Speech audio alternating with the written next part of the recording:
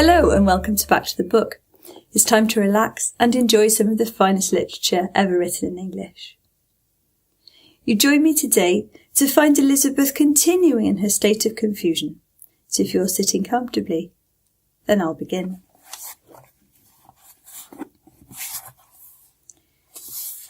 Instead of receiving any such letter of excuse from his friend, as Elizabeth half expected Mr. Bingley to do, he was able to bring Darcy with him to Longbourn before many days had passed after Lady Catherine's visit.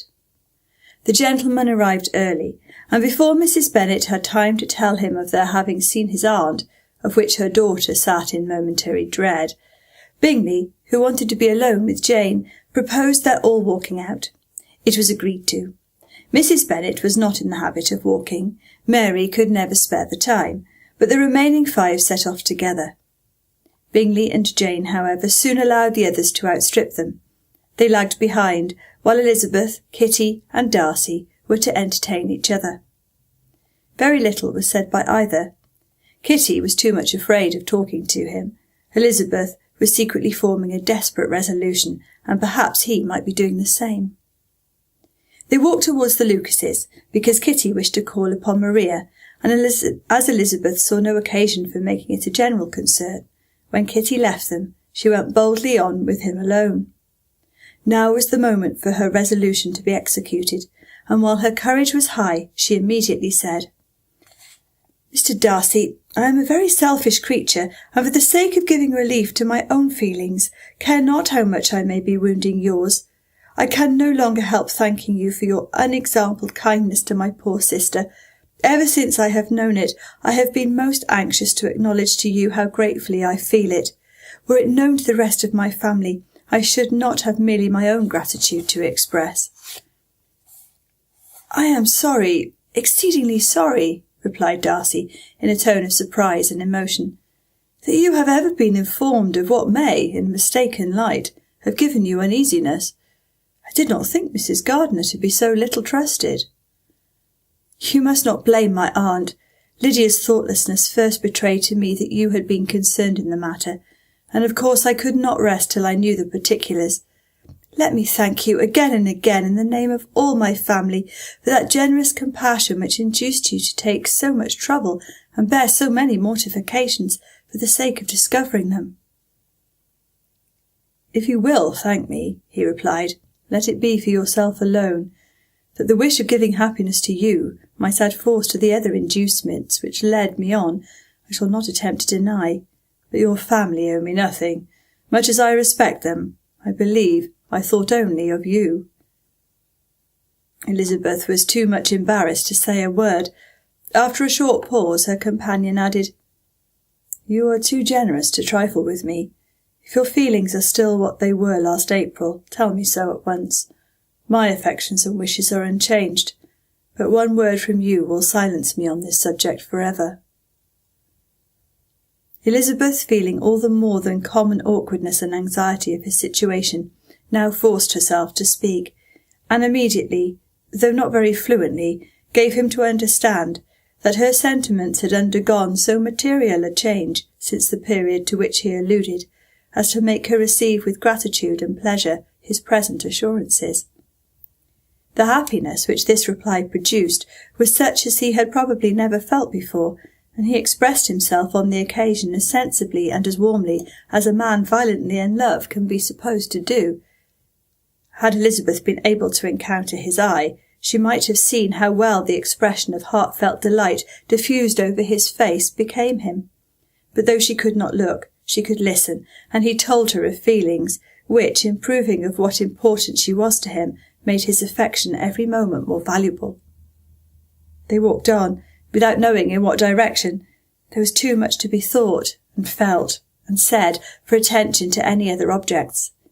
She soon learnt that they were indebted for their present good understanding to the efforts of his aunt, who did call on him in her return through London, and there relate her journey to Longbourn, its motive, and the substance of her conversation with Elizabeth, dwelling emphatically on every expression of the latter, which, in her ladyship's apprehension, particularly denoted her perverseness and assurance in the belief that such a relation must assist her endeavours to obtain that promise from her nephew which she had refused to give, but unluckily for her ladyship, its effect had been exactly contrariwise.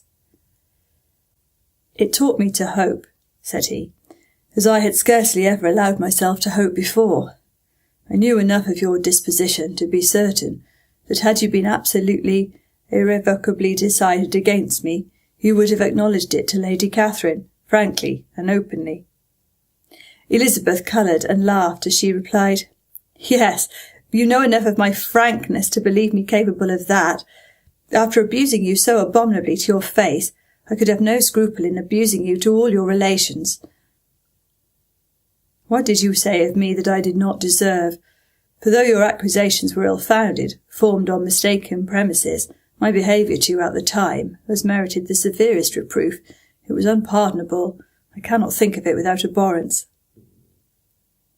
"We will not quarrel for the greater share of blame annexed to that evening," said Elizabeth. "The conduct of neither, if strictly examined, will be irreproachable. But since then, we have both, I hoped, improved in civility." "I cannot be so easily reconciled to myself. The recollection of what I then said, of my conduct, my manners, my expressions during the whole of it, is now, and has been many months, inexpressibly painful to me.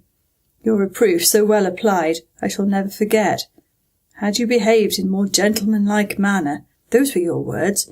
You know not, you can scarcely conceive how they have tortured me, for it was some time, I confess, before I was reasonable enough to allow their justice." "I was certainly very far from expecting them to make so strong an impression. I had not the smallest idea of their being ever felt in such a way." "I can easily believe it. You thought me then devoid of every proper feeling, I am sure you did. The turn of your countenance I shall never forget, as you said that I could not have addressed you in any possible way that would induce you to accept me." "Oh, do not repeat what I then said. Those recollections will not do at all. I assure you that I have long been most heartily ashamed of it." Darcy mentioned his letter.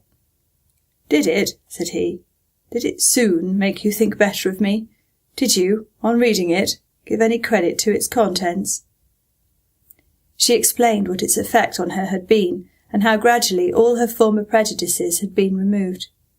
"I knew," said he, "that what I wrote must give you pain, but it was necessary. I hope you have destroyed the letter. There was one part especially, the opening of it, which I should dread your having the power of reading again. I can remember some expressions which might justly make you hate me." "The letter shall certainly be burned, if you believe it essential to the preservation of my regard. But though we have both reason to think my opinions not entirely unalterable, they are not, I hope, quite so easily changed as that implies."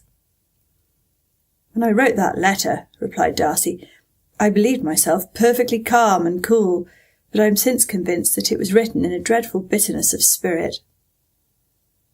"The letter, perhaps, began in bitterness, but it did not end so. The adieu is charity itself. But think no more of the letter.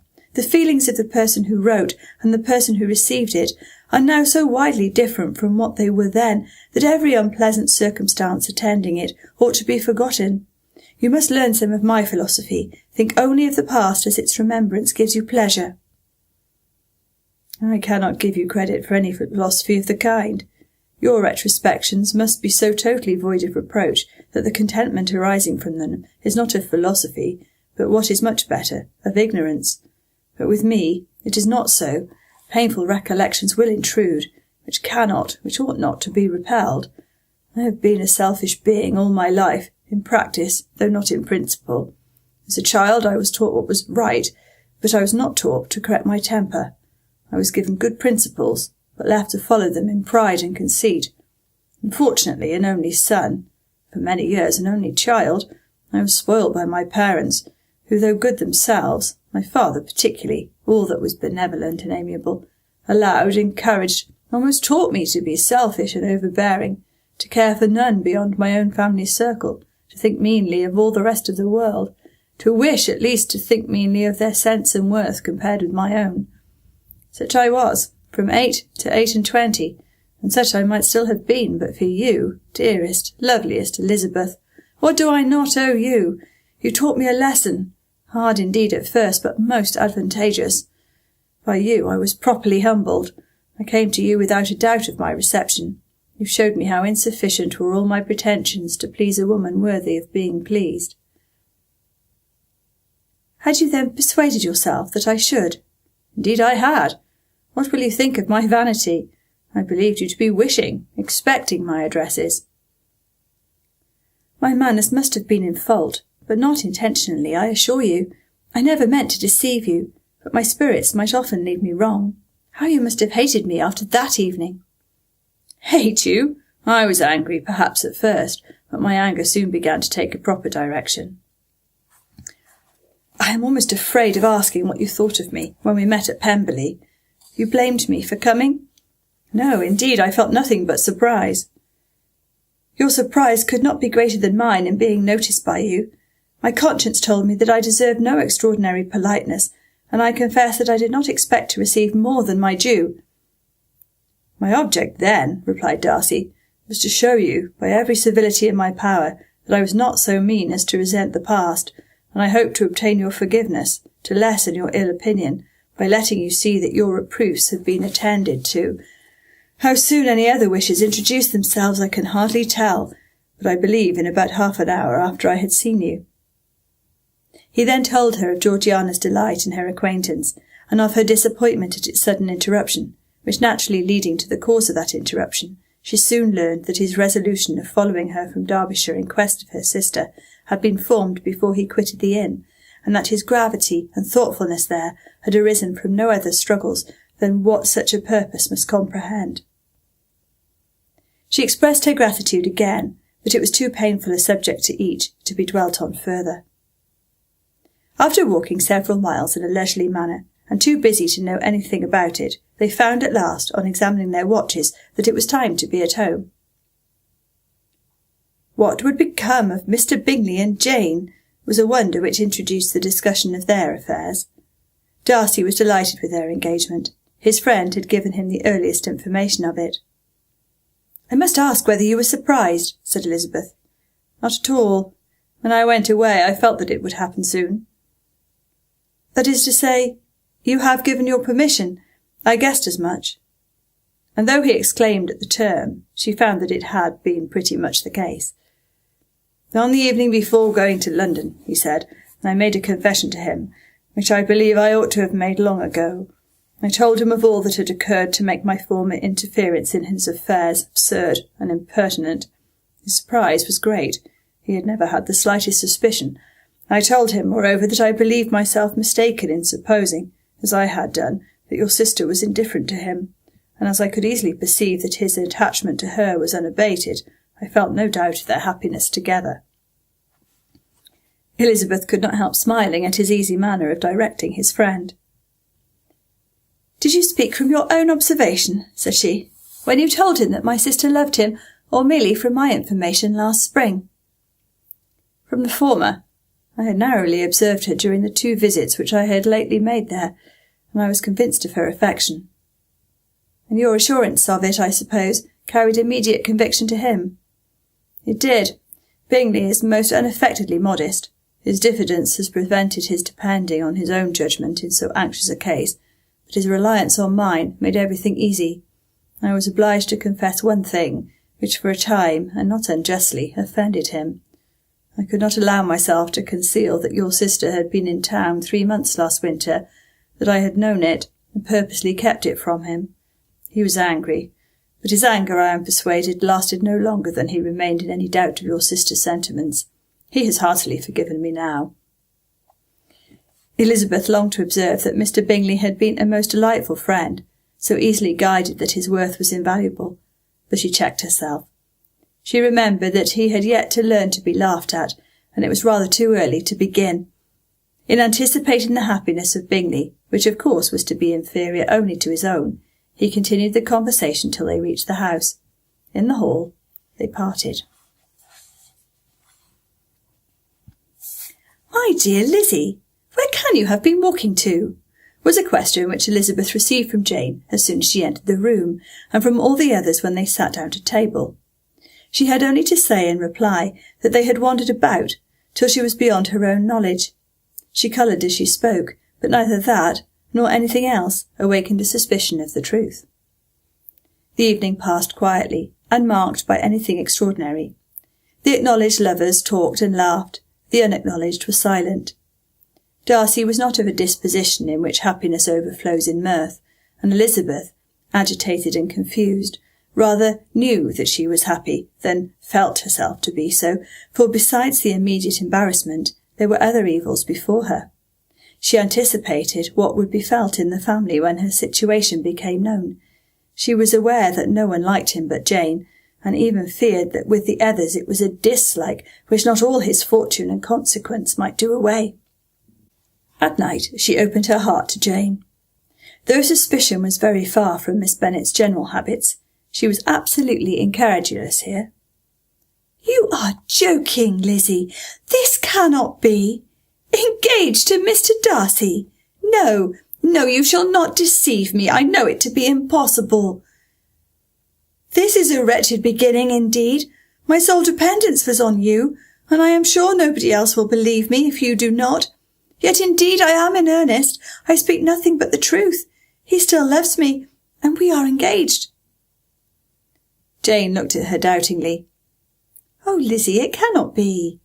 I know how much you dislike him." "You know nothing of the matter. That is all to be forgot. Perhaps I did not always love him so well as I do now. But in such cases as these, a good memory is unpardonable. This is the last time I shall ever remember it myself." Miss Bennet still looked all amazement. Elizabeth again and more seriously assured her of its truth. "Good heaven! Can it be really so? Yet now I must believe you," cried Jane. "My dear, dear Lizzie, I do congratulate you. But are you certain? Forgive the question. Are you quite certain that you can be happy with him?" "There can be no doubt of that. It is settled between us already that we are to be the happiest couple in the world. But are you pleased, Jane? Shall you like to have such a brother?" "Very, very much. Nothing could give either Bingley or myself more delight. But we considered it. We talked of it as impossible. And do you really love him quite well enough? Oh, Lizzie, do anything rather than marry without affection. Are you quite sure that you feel what you ought to do?" "Oh, yes. You will only think I feel more than I ought to do when I tell you all." "What do you mean?" "Why, I must confess that I love him better than I do Bingley. I'm afraid you will be angry." "My dearest sister, now be serious. I want to talk very seriously. Let me know everything that I am to know without delay. Will you tell me how long you have loved him?" "It has been coming on so gradually that I hardly know when it began, but I believe I must date it from my first seeing his beautiful grounds at Pemberley." Another entreaty that she would be serious, however, produced the desired effect, and she soon satisfied Jane by her solemn assurances of attachment. When convinced on that article, Miss Bennet had nothing further to wish. "I am now quite happy," said she, "for you will be as happy as myself. I always had a value for him. Were it for nothing but his love of you, I must always have esteemed him. But now, as Bingley's friend and your husband, there can be only Bingley and yourself more dear to me. But, Lizzie, you have been very sly, very reserved with me. How little did you tell me of what passed at Pemberley and Lambton. I owe all that I know of it to another, not to you." Elizabeth told her the motives of her secrecy. She had been unwilling to mention Bingley, and the unsettled state of her own feelings had made her equally avoid the name of his friend. But now she would no longer conceal from her his share in Lydia's marriage. All was acknowledged, and half the night spent in conversation. "Good gracious!" cried Mrs. Bennet, as she stood at a window next morning. "If that disagreeable Mr. Darcy is not coming here again with our dear Bingley!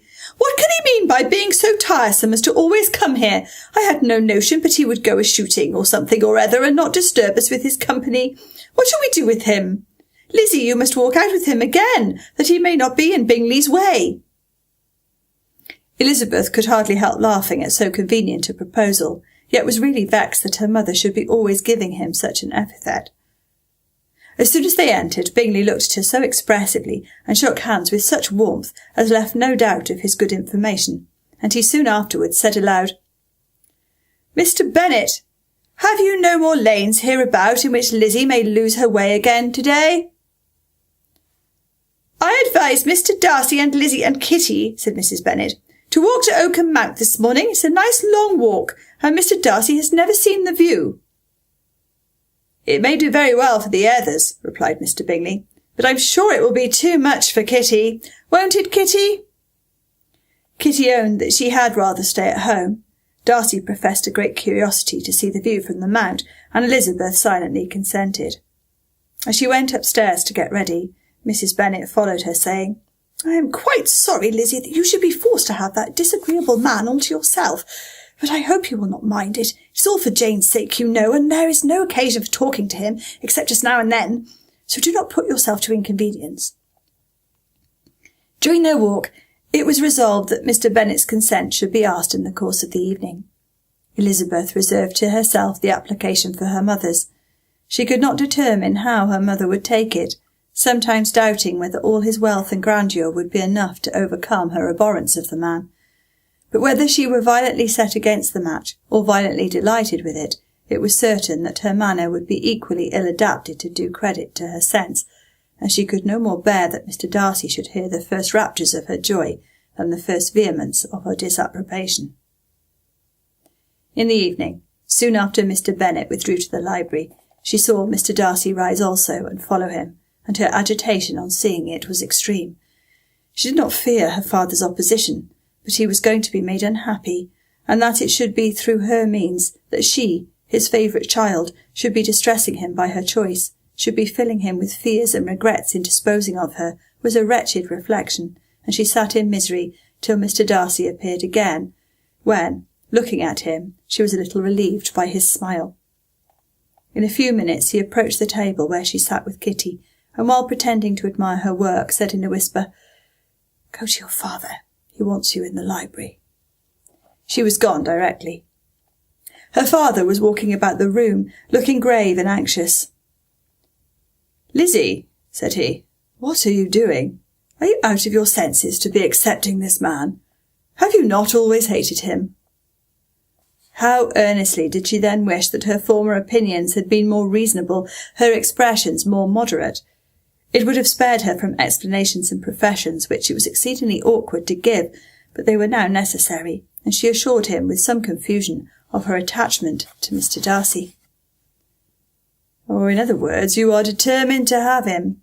He is rich, to be sure, and you may have more fine clothes and fine carriages than Jane, but will they make you happy?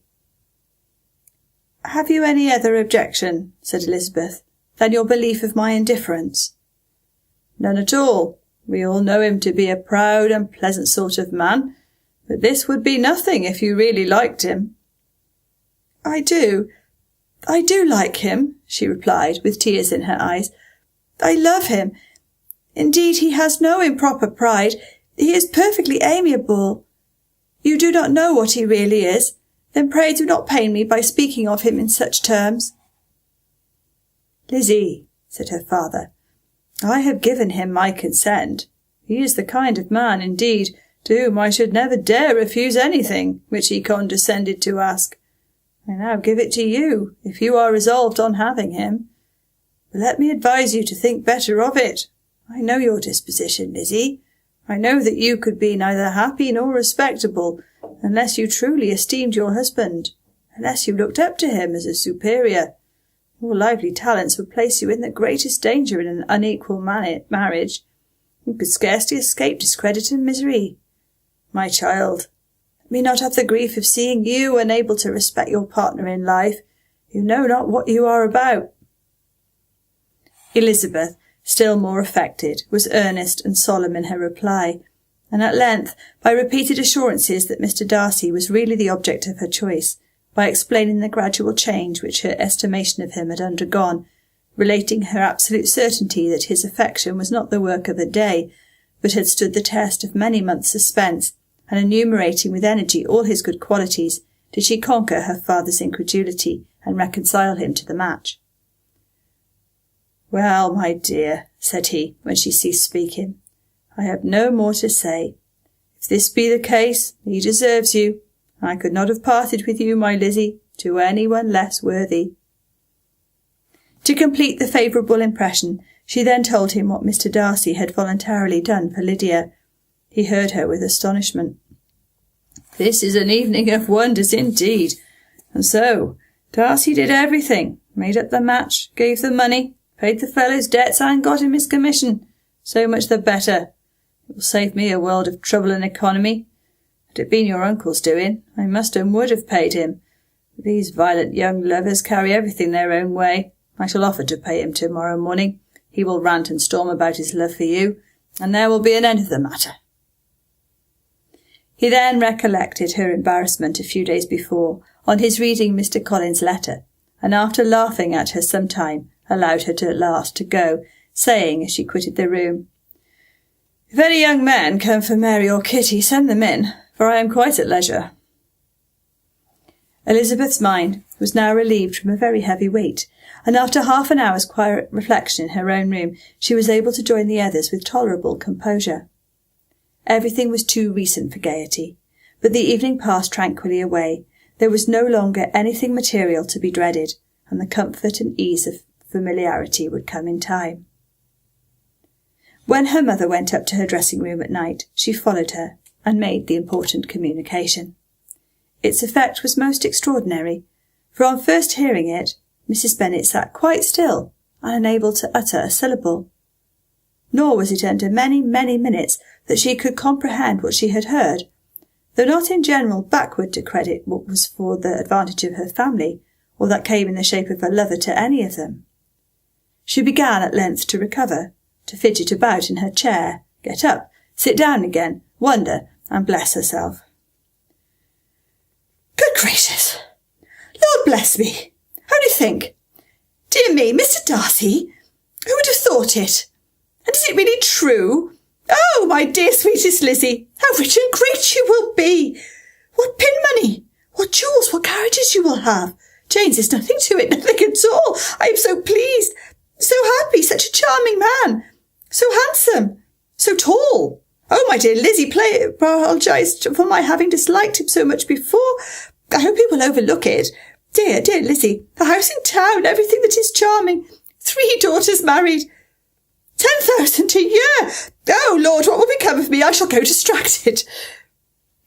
This was enough to prove that her approbation need not be doubted, and Elizabeth, rejoicing that such an effusion was heard only by herself, soon went away. But before she had been 3 minutes in her own room, her mother followed her. "My dearest child," she cried, "I can think of nothing else. 10,000 a year, and very likely more. 'Tis as good as a lord, and a special licence. You must and shall be married by a special licence. But, my dearest love, tell me what dish Mr. Darcy is particularly fond of, that I may have it tomorrow." This was a sad omen of what her mother's behaviour to the gentleman himself might be, and Elizabeth found that though in a certain possession of his warmest affection, and secure of her relations' consent, there was still something to be wished for. But the morrow passed off much better than she expected, for Mrs. Bennet luckily stood in such awe of her intended son-in-law that she ventured not to speak to him unless it was in her power to offer him any attention or mark her deference for his opinion. Elizabeth had the satisfaction of seeing her father taking pains to get acquainted with him, and Mr. Bennet soon assured her that he was rising every hour in his esteem. "I admire all my 3 son-in-laws highly," said he. "Wickham, perhaps, is my favourite, but I think I shall like your husband quite as well as Jane's." Thank you for listening. Do join me again for the very final episode from Pride and Prejudice. Subscribe to the channel to be sure not to miss it. I look forward to seeing you next time. Goodbye.